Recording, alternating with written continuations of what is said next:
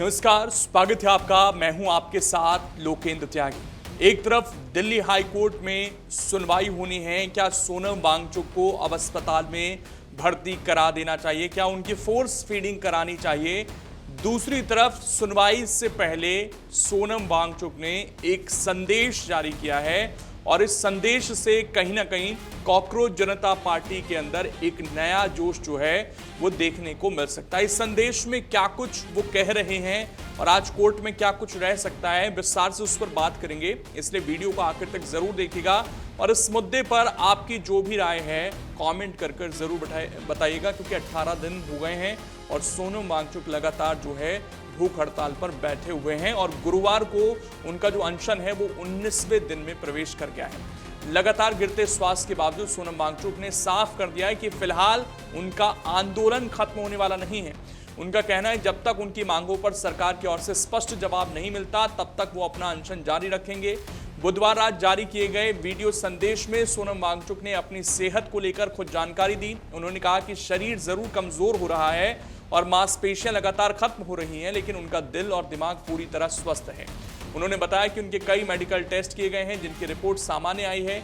ECG भी संतोषजनक है। उन्होंने कहा कि फिलहाल ऐसी कोई स्थिति नहीं है कि आगे कुछ दिनों में जान का खतरा हो, इसीलिए वो अपना आंदोलन जारी रखने की स्थिति में है। सोनम वांगचुक ने यह भी बताया कि देश भर से उन्हें हजारों संदेश मिल रहे हैं। कई लोग उनकी सेहत को लेकर चिंता जता रहे हैं और उनसे अनशन समाप्त करने की अपील कर रहे हैं। कई वरिष्ठ नेताओं ने भी उनसे अनशन खत्म करने का अनुरोध किया है। वहीं कुछ लोगों ने अदालत से मांग भी की है कि उनकी जान बचाने के लिए सरकार को जरूरत पड़ने पर फोर्स फीडिंग यानी जबरन भोजन कराने के निर्देश दिए जाएं। हालांकि वांगचुक का कहना है कि यदि वो इस समय अनशन तोड़ देते हैं तो सरकार को यह संदेश जाएगा कि बिना किसी जवाबदेही के भी आंदोलन को समाप्त कराया जा सकता है। उनके मुताबिक ये लड़ाई किसी व्यक्तिगत हित के लिए नहीं बल्कि व्यवस्था में जवाबदेही तय करने के लिए लड़ी जा रही है। इसी बीच वांगचुक ने देश भर के छात्रों, युवाओं, शिक्षकों और आम नागरिकों से 20 जुलाई को प्रस्तावित चलो संसद मार्च में बड़ी संख्या में शामिल होने की अपील की है।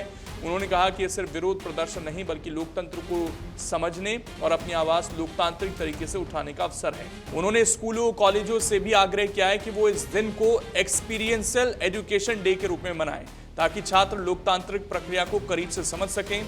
उधर उनकी बिगड़ती सेहत को लेकर डॉक्टर लगातार निगरानी कर रहे हैं। आंदोलन से जुड़े चिकित्सकों के अनुसार उनका वजन घटकर करीब 57.15 किलोग्राम रह गया है और अनशन शुरू होने के बाद उनका लगभग 8.9 किलोग्राम वजन कम हो चुका है।